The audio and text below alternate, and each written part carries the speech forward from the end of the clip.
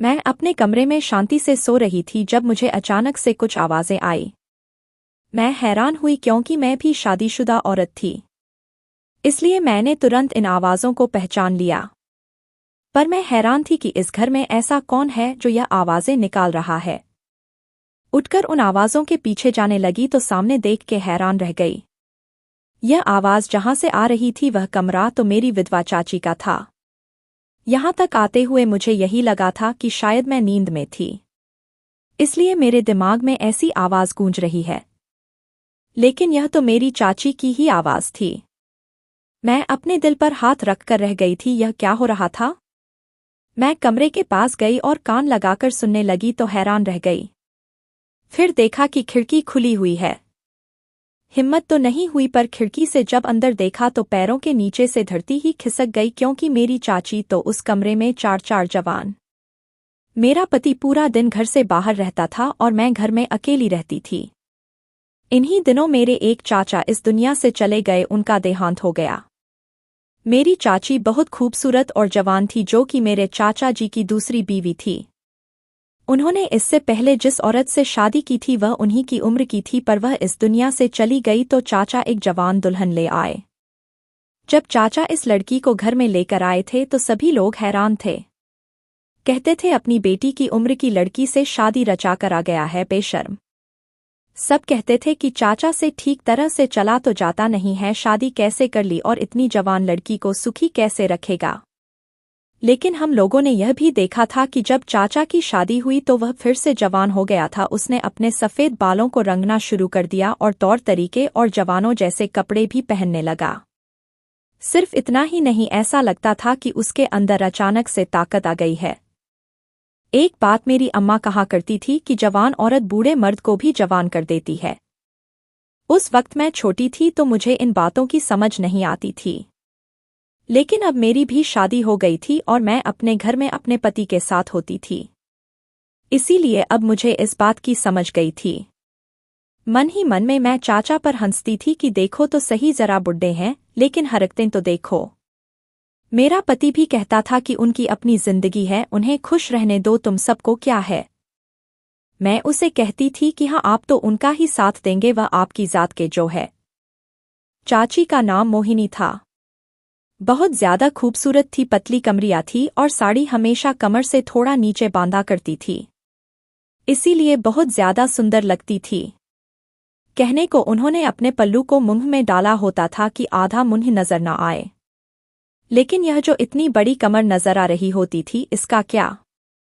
जो भी उन्हें देखता देखता ही रह जाता। मेरे चाचा भी उनको मना नहीं करते थे, कहते साड़ी को जरा ढंग से बांध लो, लेकिन वह तो उनको देखकर खुश होते रहते थे। उन दोनों के बारे में हमारे सारे परिवार वाले बुरी बातें ही करते थे, कोई अच्छी बात नहीं करता था। पर वे आपस में खुश थे तो फिर किसी को क्या। लेकिन एक दिन बड़ी ही अजीब खबर मिली कि चाचा अचानक ही बहुत ज्यादा बीमार हो गए और इस दुनिया से चले गए। हम लोगों के लिए खबर बड़ी अजीब थी। सबने कहा कि उसकी उम्र थी, ऐसी उम्र में तो कभी भी कोई भी बीमारी आ जाती है, लेकिन कोई ना कोई वजह तो बनती है ना। पर वजह का पता ना चला। चाची विधवा हो गई और अब उनको कोई भी अपने घर में रखने को तैयार नहीं था, क्योंकि ऐसी औरत को कौन अपने घर में रखे जो किसी की भी नजरों में आ जाए। एक तो वह सुंदर इतनी थी, ऊपर से जवान, और कपड़े ऐसे पहनती थी कि जैसे चाहती ही है कि सब लोग उनकी तरफ ही देखें। और सब परिवार वाले थे, सब सर झुका के बैठ गए कि अब इसका क्या करें। यह तो हमारे खानदान में है, हाँ, जिस मर्द के साथ थी वह इस दुनिया में नहीं रहा। लेकिन कुछ जिम्मेदारी तो बनती है और जिम्मेदारी निभानी पड़ेगी। मेरे घर में बच्चे भी नहीं थे और पूरे परिवार में से हमारा घर ही सबसे छोटा था, यानी कि 2 लोगों का घर था। तो यूं समझिए कि पंचायत का वह माहौल बन गया और फैसला यह हुआ कि चाची हमारे घर में रहेगी, क्योंकि मैं अकेली हूं तो मुझे भी सहारा हो जाएगा और उनको भी घर मिल जाएगा। मेरा पति बहुत अच्छा इंसान था, बहुत मासूम था, कोई भी बात कहो मान लेता था। जब उससे बात की तो उसने कहा कि हाँ ठीक है, क्योंकि कभी कभी मैं रातों के लिए शहर से बाहर चला जाता हूं तो मुझे तेरी बड़ी चिंता लगी रहती है। वह घर में होगी तो मुझे भी चिंता नहीं होगी, कल को हमारे यहाँ बच्चा वगैरह पैदा होगा तो उसका भी ख्याल कर लेगी। हाँ, यह अलग बात है कि चाची कोई घर को संभालने वाली औरत नहीं थी, वह अपने आप को संभाल लेती थी, यही काफी था। लेकिन जब से चाचा का देहांत हुआ था वह खामोश हो गई थी, कुछ बोल नहीं रही थी, अब तो अपना ख्याल भी नहीं रखती थी। सब कह रहे थे कि लगता है बहुत प्यार था दोनों में, पर मेरी अम्मा इस सब के खिलाफ थी। वह कहती थी कि यह औरत अच्छी नहीं है। हाँ, उनको तो जाहिर है कि चाची से बैर था ही, क्योंकि वह उनकी देवरानी थी। और उन्होंने कहा कि इसे अपने घर में तो रख रही है, पर इसको इसकी औकात पर रखना है। इसे कहना कि काम भी करें और ज्यादा हीरोइन बनकर ना फख्त करें, क्योंकि अब तो यह किसी की विधवा है और सुहागन नहीं है। मैं सख्त दिल की नहीं थी।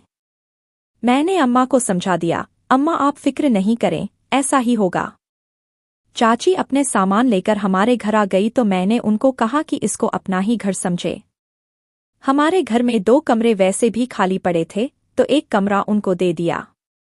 यह कमरा मेरे कमरे के बिल्कुल सामने था, लेकिन बीच में थोड़ी सी खुली जगह थी और आंगन बना हुआ था। वह तो ऐसी नहीं, लेकिन सारे काम करने लगी और खाना भी बहुत अच्छा बनाने लगी। उसके आने से हमारे घर में काफी सुकून हो गया था। मुझे खाना बनाने की कोई फिक्र नहीं होती और अगर मैं कोई भी काम करने लगती तो वह मेरे साथ मदद करवाने के लिए बैठ जाती। मेरे पति को इस बात से ऐतराज तो हो सकता था। मेरी चाची हमारे घर में रहने की जुरानी थी, लेकिन जब उन्होंने देखा कि इसके आने से तो फायदा ही हो रहा है तो वह भी खुश हो गए। एक दिन मेरी चाची मेरे कमरे में आई, उनके हाथ में एक लाल रंग की साड़ी थी।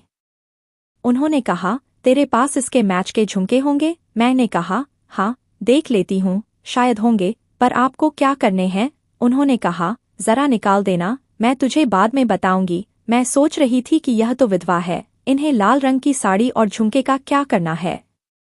खैर, मैंने उस साड़ी के साथ के झुमके उनको दे दिए। दोपहर में मैं अपने पति के साथ बैठी खाना खा रही थी, तो मैंने उनको बताया कि आज चाची कह रही थी कि लाल रंग की साड़ी के साथ लाल झुमके हैं, उन्हें क्या करनी है। तो मेरे पति ने कहा, अरे मुझे क्या पता, शायद पहनना होगा। मैंने कहा, आपको नहीं पता कि विधवा लाल रंग की साड़ी नहीं पहन सकती, इतना श्रृंगार नहीं कर सकती। वह कहने लगा, मुझे क्या पता, मेरे तो अपने लाख काम हैं, तुम जानो, और वह चला गया। उन्होंने मुझसे झुमकियां तो ले ली थी, लेकिन अभी तक पहनी नहीं थी और ना ही मुझे वापस की थी। मैं भी घर के कामों में लग गई थी। आजकल घर का सारा खाना वगैरह मेरी चाची बनाया करती थी और मेरा पति भी कहता था कि बहुत अच्छा खाना बनाती है। मैंने कहा, क्यों मैं अच्छा नहीं बनाती? तो उसने कहा, तुम अच्छा बनाती हो, यह तुमसे अच्छा नहीं बनाती, लेकिन तुम उसकी तारीफ किया करो ताकि खाना वही बनाए और तुम आराम कर लिया करो।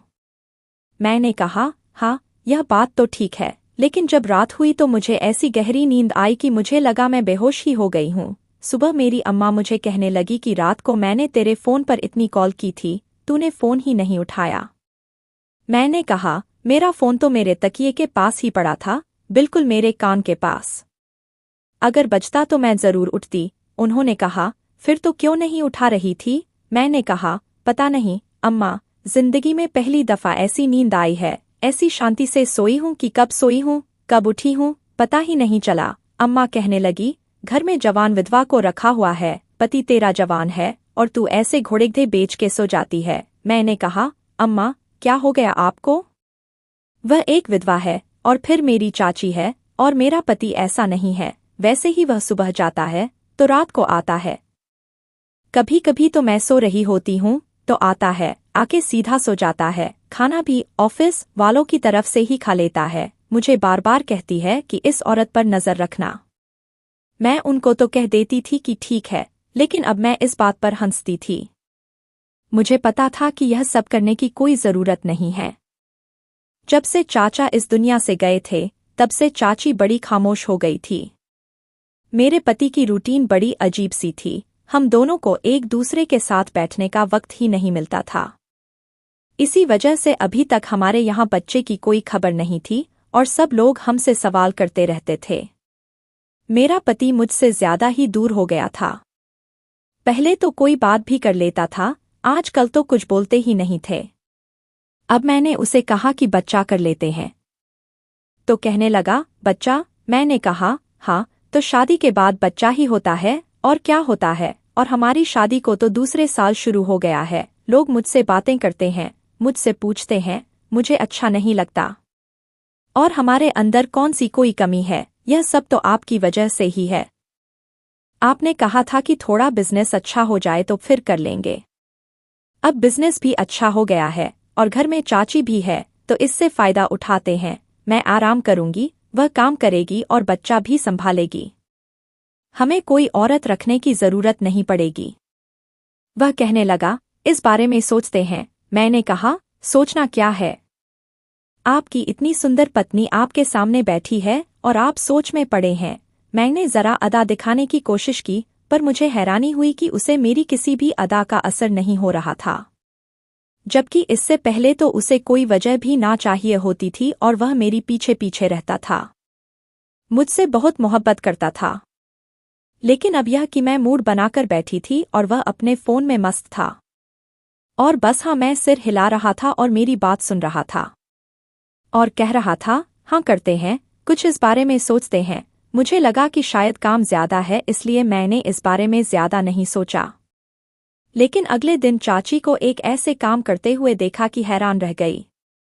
मैं उनके कमरे में कम ही जाती थी। मेरे उनके कमरे में कोई काम नहीं था और वह भी पूरा दिन अपने कमरे में नहीं होती थी। घर के काम में लगी रहती थी या आकर मेरे पास ही बैठ जाती थी। जब घर में दो अकेली औरतें हों तो आपस में भी बात ना करेंगी तो और क्या करेंगी। आज उनके कमरे में चली गई क्योंकि मुझे उनसे किसी चीज के बारे में पूछना था। लेकिन सामने देखा तो हैरान रह गई। चाची तो वही लाल रंग की साड़ी पहनकर खड़ी थी और उसके साथ की झुमकियां उनके कानों में लटक रही थी। और सिर्फ इतना ही नहीं, वह किसी दुल्हन की तरह तैयार हो रही थी। मैंने कहा, यह आप क्या कर रही हैं? आप तो विधवा हो। तो कहने लगी, क्या विधवा को दिल नहीं होता?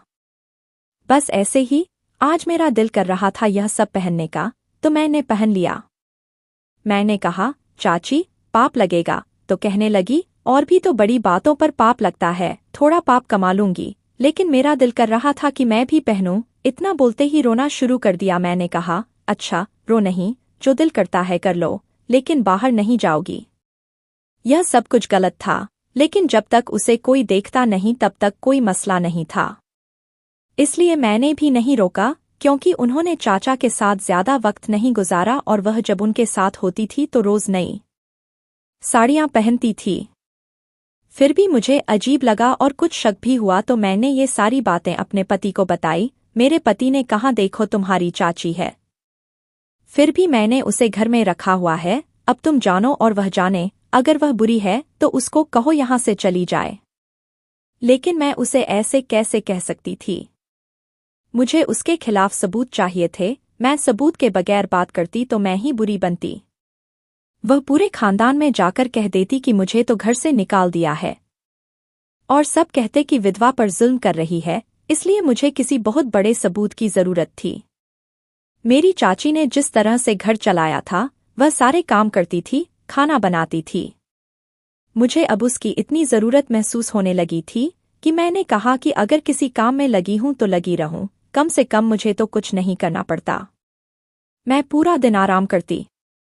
एक दिन मेरे पति मुझे कहने लगे कि मेरे कपड़े कहाँ पड़े हैं, तो मैंने कहा कि मुझे नहीं पता, चाची ने रखे हैं। उसने कहा कि तुम्हें क्यों नहीं पता, तुम्हें पता होना चाहिए, तुम मेरी पत्नी हो, पति के सारे काम करना पत्नी का धर्म होता है। और तुमने पता नहीं, आखिरी दफा मेरे काम कब किए थे? मुझे उस पर गुस्सा आ गया और मैंने कहा कि क्यों पति का धर्म होता है पत्नी और कुछ ना करें। लेकिन बाद में मैं सोचने लगी कि उसकी बात सही थी। चाची के आने से पहले मैं पति के सारे काम खुद ही किया करती थी, पर अब मैं बहुत आलसी हो गई थी। मैंने अपना पूरा घर चाची के हवाले कर दिया था। वह मेरे पति को बहुत सम्मान देती, उनकी बहुत इज्जत करती, अपने हाथों से खाना परोस परोस के उसे खिलाती, और मैं सोई रहती। याद नहीं मुझे इतनी नींद क्यों आती, ना मुझे दिन का पता चलता ना रात का। हमेशा ही मैं सुस्ती में रहती और मेरी चाची ने आज का नया रूटीन बना लिया था। वह रोज ही दुल्हन बनकर खड़ी हो जाती, नई साड़ियां पहनती। जब हमारे घर कोई आ जाता तो वह फौरन सफेद साड़ी पहन लेती, लेकिन जब कोई नहीं होता तो तेज रंगों की साड़ियां पहनती और खूब तैयार होती और अक्सर रात को ही तैयार होती। मैं हैरान थी कि रात को तैयार क्यों होती, रात को तो इंसान को सोना होता। वह पूरे दिन का थका हुआ होता है और सो जाता है, लेकिन यह हमेशा रात को ही तैयार होती। मेरे पति भी आजकल घर से बाहर रातें गुजारने लगा था। मैं जब पूछती तो कहता कि मुझे बहुत ज्यादा काम है और मेरे से भी दूर दूर रहता। आज इस बात को भी महीना हो गया था कि मैंने उसे कहा था कि अब हमें बच्चा कर लेना चाहिए, और उसने दोबारा इस बारे में बात भी नहीं की थी, जबकि पहले वह कभी कभी कहता था कि बच्चा पैदा करेंगे और मैं ही मना करती रहती थी। एक दिन मैं घर में बैठी एक फिल्म देख रही थी जिसमें एक औरत दूसरी को कह रही थी कि जब अपना घर खुद ही पराई हो तो अब रोना किस बात का। अचानक से मेरी आंखें खुल गई। अगर सोचा जाए तो मैंने भी तो यही किया था, अपना घर चाची के हवाले कर दिया था और ऐसा लगता था कि यह घर उसका है। कौन सी चीज कहाँ पड़ी है उसे पता होता था, मुझे पता नहीं होता। खाना वह बनाती थी और अब तो मेरे पति ने खर्चा भी उसके हाथ में देना शुरू कर दिया। जब मैंने कहा कि यह क्या है तो कहने लगा कि खुद ही जाकर भाजी तरकारी ले आएगी, तुम्हें परेशान होने की क्या जरूरत है, हिसाब किताब भी वही करेगी। अगर एक भी रुपया इधर उधर किया तो उसी से सवाल करूंगा। उसी टाइम मैंने हाँ कह दी थी, लेकिन अब मैं यह सोचने लगी कि फिर मेरा इस घर में क्या काम है। मुझे यह पता लगाने की सख्त जरूरत थी कि मेरी चाची रोज रात को दुल्हन की तरह तैयार क्यों होती है और उसके कमरे से सिसक की आवाजें क्यों आती हैं। मुझे उसके कमरे में झांक के देखना था, लेकिन ऐसी कोई जगह नहीं थी जहां से मैं उसके कमरे में झांक सकती। एक खिड़की थी, लेकिन वह अंदर से बंद होती और उस खिड़की को वह हमेशा बंद रखती थी। दरवाजे को भी अंदर से कड़ी लगाकर रखती थी।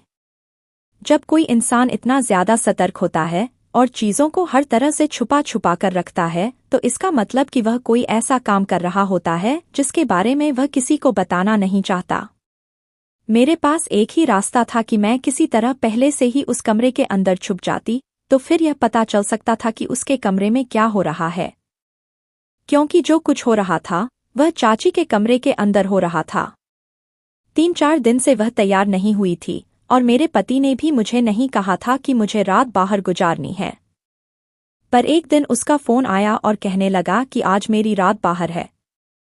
मैंने कहा ठीक है, मैं भी अपनी अम्मा के घर जा रही हूँ। उसने कहा हाँ ठीक है, अगर ऐसा है तो बेहतर है, घर में तुम बोर हो जाती होगी। मैंने कहा हाँ, पर वापस आओगे तो फिर हमें बहुत जरूरी बात करनी होगी। उसने यह भी नहीं पूछा कि कौन सी बात। उसने कहा मैं ऑफिस से ही दूसरे शहर चला जाऊंगा और कल सुबह 10 बजे तक आ जाऊंगा, तुम परेशान नहीं होना। मैंने कहा ठीक है। इधर मेरी चाची ने भी आज तैयार होना शुरू कर दिया।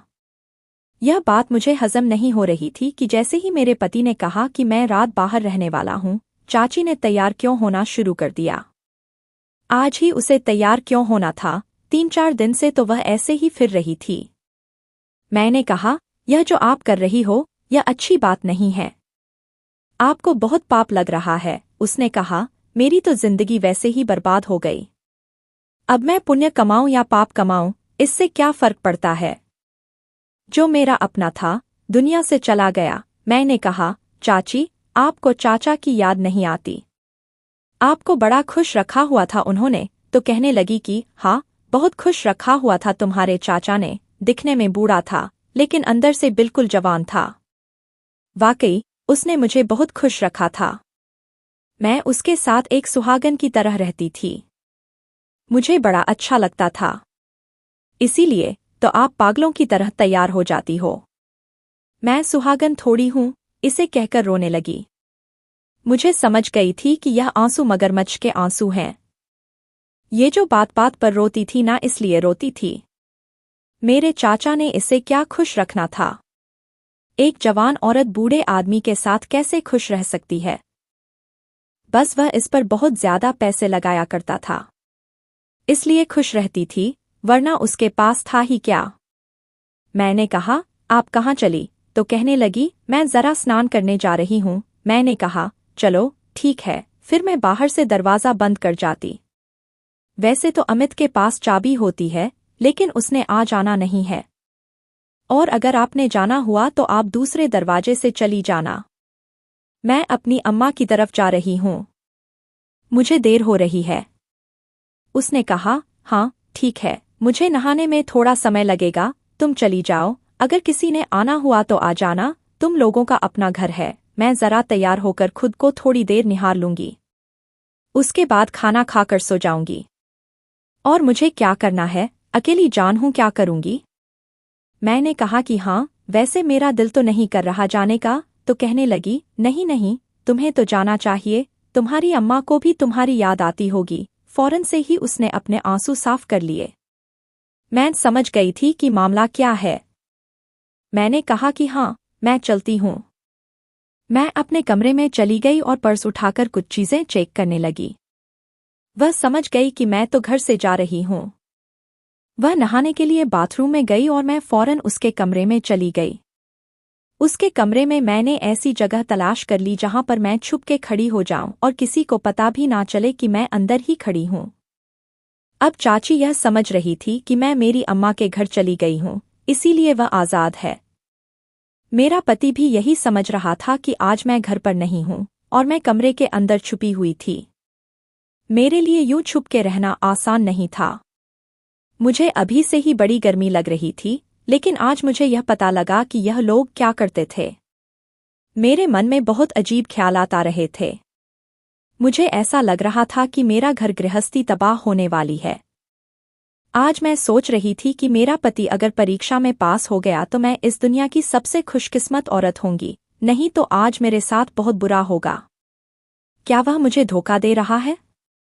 क्योंकि मैं इतना तो जानती थी कि चाची के कमरे में कोई ना कोई मर्द जरूर होगा। हाँ, लेकिन वह मर्द कौन हो सकता था? यह भी तो हो सकता था कि उसने मोहल्ले में से किसी को पटा लिया हो और उसके साथ संबंध बनाए हों, और मैं बिना वजह ही अपने पति पर शक कर रही थी।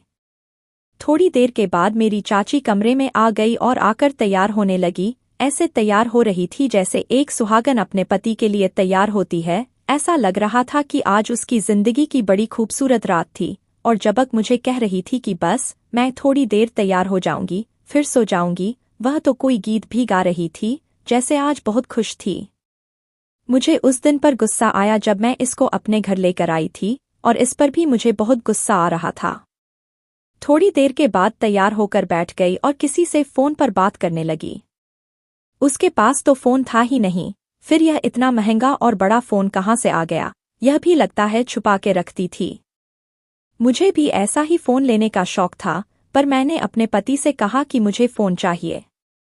तो उसने कहा था कि अभी मेरे पास पैसे नहीं हैं, अगले महीने का इंतजार करो। और इस तरह 1 साल हो गया था कि उसने मुझे फोन नहीं लेकर दिया था। थोड़ी देर के बाद किसी से फोन पर बात करते कहने लगी कि दरवाजा बाहर से बंद है, तुम्हारे पास चाबी है ना, तो खुद ही खोल लेना। कौन था जिसके पास चाबी थी? मुझे यह सोचते हुए दिल ही दिल में प्रार्थना कर रही थी कि मुझे किसी ऐसी परीक्षा में ना डालना जिसमें मैं पास नहीं हो सकूं, क्योंकि मैं बड़ी परेशान थी। पर थोड़ी देर के बाद मेरा अपना ही पति जब कमरे में दाखिल हुआ तो पैरों तले से धरती ही खिसक गई। मैंने तुरंत रोना शुरू कर दिया, पर अपनी आवाज बाहर नहीं निकाल सकती थी। वह दोनों एक दूसरे के साथ इस तरह खुलकर पेश आ रहे थे जैसे उन्हें किसी बात का डर ही नहीं है। मेरी चाची ने कहा कि वह चुड़ैल तो अपनी अम्मा के घर चली गई है, अच्छा हुआ आज हमें किसी का भी डर नहीं है। डर डर के एक दूसरे के करीब आते हैं, कब तक यह चलता रहेगा? उसको तलाक क्यों नहीं दे देते, छोड़ दो ना उसको। तो मेरा पति कहने लगा कि तलाक कौन सी आसान है, बात कोर्ट तक चली जाएगी। बस उसको इसी तरह रहने दो। उसके खाने में नींद की दवा मिलाती रहो, वह सोई रहेगी और हम जगते रहेंगे। अब मुझे समझ आया कि मुझे इतनी ज्यादा नींद क्यों आती थी, क्योंकि खाना तो यह औरत ही बनाया करती थी और मेरे खाने में नींद की दवा मिला देती थी। मैं बेड पर सो जाती थी और यह इतनी ज्यादा खतरनाक औरत थी कि मेरे ही घर में, मेरे ही कमरे के अंदर, मेरे ही पति के साथ रातें गुजार रही थी। और मैं अपने ही घर में सोई पड़ी थी और मुझे पता नहीं था मेरे साथ कितना बुरा हो रहा था। मैं इस दुनिया की सबसे बेवकूफ औरत थी। मुझे अपने ऊपर ही गुस्सा आ रहा था। उन लोगों ने जो करना था वह कर दिया और मेरा पति यह कहकर निकल गया, मैं सुबह आऊँगा क्योंकि मैंने अपनी पत्नी से कहा था कि मैंने आज रात 12 बजे नहीं आ सकता, कहीं वह वापस ना आ जाए। तो वह कहने लगी, नहीं, वह वापस नहीं आएगी, अब मुझे छोड़कर ना जाओ। तो मेरे पति ने कहा, तुम इस बात को समझो, हमें बहुत ज्यादा सतर्क रहने की जरूरत है, कोई आम बात नहीं है। मेरी चाची जब बाहर गई तो मैं कमरे से निकल के अपनी अम्मा के घर चली गई, उनको सब कुछ बता दिया। उन्होंने भी मुझे ही बुरा भला कहा कि तेरी आंखें बंद थी, तूने अपना घर उस औरत के हवाले किया है। मैंने कहा, उस औरत को मेरे घर से निकालो। मैंने अगले दिन सारे परिवार वालों को बुला लिया और पंचायत का माहौल बना दिया। उनको मैंने सब कुछ बता दिया। मैंने कहा कि यह सब कुछ हो रहा है, अब आप लोग ही इस बात की सफाई करें। मेरे पति को बुलाया गया। अब मुझे इस बात का डर था कि कहीं मेरा पति इसके साथ ही न रहना चाहता हो, तो फिर मैं बीच में से निकल जाऊंगी। क्योंकि मुझे अपने पति पर गुस्सा तो बहुत था, पर मैं उसे छोड़ना नहीं चाहती थी। पर उसने सबके सामने आकर यह कह दिया कि यह औरत ही मुझे भड़का रही थी, इसने मुझे भड़का दिया था। मैंने दिल में सोचा कि वैसे ही किसी भी मर्द को अपनी तरफ लगा सके, लेकिन अपना सिक्का खोटा हो तो बंदा क्या कर सकता है। अपने पति को माफ कर दिया, क्योंकि यह कोई फिल्म या नाटक तो नहीं है जिसमें आप अचानक से कोई बड़ा फैसला कर लो, ऐसा नहीं होता है। माफी मांगना पड़ता है, क्योंकि सारी जिंदगी एक साथ गुजरनी होती है। अगले साल मुझे बेटी हो गई, भगवान ने हमें एक बेटी दे दी। इसके बाद मेरे पति ने कभी भी चाची का नाम नहीं लिया और मेरे साथ भी अच्छे तरीके से रहता है। लेकिन दिल में बात आ जाती है तो बहुत बुरा लगता है, अपने पति से झगड़ा करने लगती हूँ। वह माफी मांगने लगता है, ज्यादा झगड़ा करूं तो रोने लग जाता है। कहता है कि गलती हो गई मुझसे, माफ कर दो, मुझसे दोबारा कभी ऐसा नहीं होगा। पर अब मुझे अपने पति पर भरोसा नहीं है। मैं उसे कभी भी अकेला नहीं छोड़ती। जहां जाता है तो 100 दफा सवाल करती हूं कि कहाँ जा रहे हो, मुझे बताओ, मुझे वीडियो कॉल करो, किस जगह बैठे हो। वह भी परेशान होता है, लेकिन यह सब कुछ उसने खुद ही तो किया है। उसी ने मुझे पागल बना दिया है। अब आप लोग बताओ, मैंने ठीक किया या नहीं, क्या गलती मेरी थी? दोस्तों, वीडियो कैसा लगा कमेंट करके जरूर बताएं। वीडियो को लाइक और चैनल सब्सक्राइब जरूर करें।